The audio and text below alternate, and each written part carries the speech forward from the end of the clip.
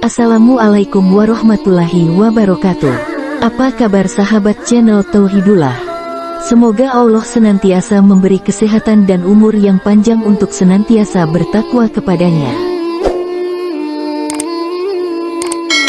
Sebagai muslim tentu sudah tahu bahwa sholat merupakan ibadah yang paling wajib di dalam Islam. Sholat adalah amal ibadah yang pertama kali dihisab di hari kiamat nanti. Dan sholat sebagai barometer diterima atau tidaknya amal ibadah seseorang. Untuk itulah harus menjadi perhatian ekstra dari kita. Tapi sayang tidak sedikit dari umat Islam yang sholatnya acak-acakan, terburu-buru, tidak khusyuk dan bahkan tidak tumaninah. Terkait sholatnya orang yang tidak tumaninah, Rasulullah bersabda, sesungguhnya ada seseorang yang sholat selama 60 tahun, namun tidak diterima oleh Allah amalan sholatnya selama itu walau satu sholat pun. Boleh jadi sebabnya, dia sempurnakan rukunya tetapi sujudnya kurang sempurna, demikian pula sebaliknya. Hadis Hasan, riwayat Ibn Abi Syaibah dari Abu Hurairah, Sahih Al-Targhib, nomor 596. Dalam hadis lain, Rasulullah juga bersabda, manusia paling buruk pencuriannya adalah orang yang mencuri dari sholat. Mereka para sahabat berkata, bagaimana ia mencuri sholatnya? Beliau bersabda, dia tidak menyempurnakan ruku dan sujudnya, atau beliau bersabda, dia tidak meluruskan punggungnya ketika ruku dan sujud. Hadis riwayat Ahmad dalam Al-Musnad 5/310. Hadits ini disahihkan oleh Syekh Al-Albani dalam Takrij Al-Misikah nomor 885. Pada suatu hari Rasulullah melihat seseorang sedang sholat dengan gerakan yang cepat, tanpa menyempurnakan posisi sujud dan rukunya, maka Rasulullah bersabda, kalau dia mati dalam kondisi sholat model begini, maka dia mati bukan di atas petunjuk agama Muhammad. Hadis riwayat Ibnu Abi Syaibah, At-Tabrani, Del. Sahih Al-Targhib No.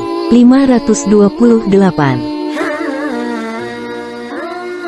Rasulullah pernah menyuruh seorang laki-laki mengulangi sholatnya sampai 3 kali karena tidak sempurna dalam ruku dan sujudnya, sampai laki-laki itu berkata, demi zat yang mengutus Anda dengan kebenaran, aku tidak bisa melakukan yang lebih baik dari sholat seperti ini, maka ajarilah aku. Beliau pun bersabda, jika kamu berdiri untuk sholat maka bertakbirlah, lalu bacalah ayat yang mudah dari Al-Quran.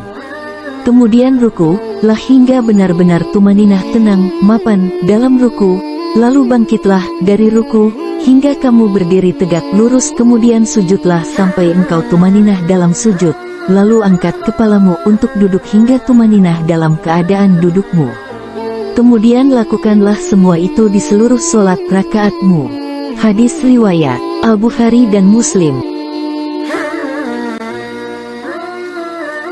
Hal ini diperkuat oleh hadis Rasulullah. Tak sah sholat seseorang sampai ia meluruskan punggungnya dalam ruku dan sujud. Hadis riwayat Ahmad 4/122, Abu Dawud 855, At-Tirmizi, Del. Hadits ini disahihkan oleh Syekh Al-Albani dalam Sahih Al-Jami' nomor 7224 dan 7225. Imam Ahmad bin Hambal menyatakan dalam risalahnya, terdapat riwayat dari Al-Basri bahwa ia berkata, tasbih yang sempurna itu 7, pertengahan itu 5 dan yang paling sedikit itu 3.